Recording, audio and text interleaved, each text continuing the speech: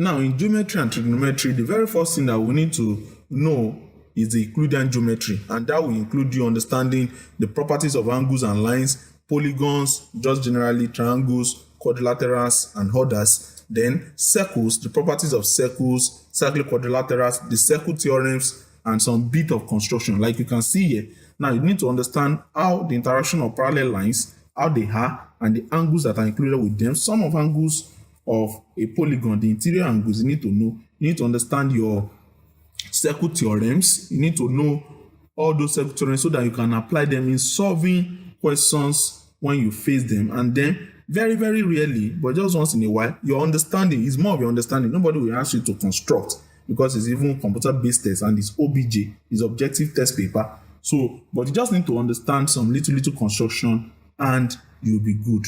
Now, talking about measuration, still under geometry and trigonometry, you need to know length, areas of some figures, length of arcs, chords of circle, perimeters, total surface area, volume, and there's some bit of longitude and latitude. Not too common, but yes, they do feature.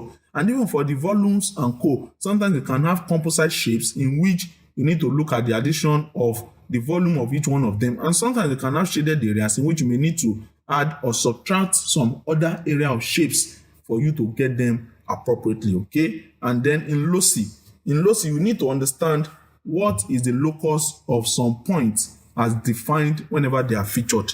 Our past questions are going to feature all that, and you will see them and you'll be able to master them appropriately.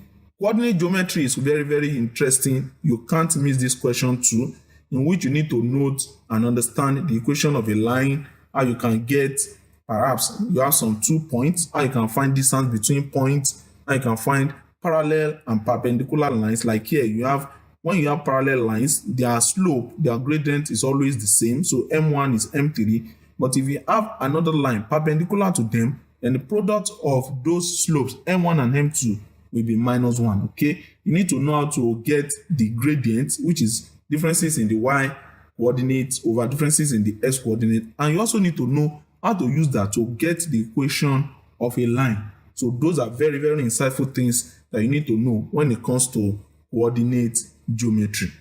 Now, finally, on geometry and trigonometry comes trigonometry itself, and there's no way you can miss this. This is one area you need to actually work so much on because it's a sure banker. You are going to meet with it. You need to understand your Pythagoras theorem, okay? Your trigonometry identity, SOHCAHTOA, areas of triangles. You need to know how to apply basic sine and cosine rule as featured here. You need to know the angles of elevation and depression. You need to know trigonometric graph just once in a while that they feature them. But all of these, they come under trigonometry, and your mastery of these particular topics is going to help you to scale that exam wonderfully well as appropriate.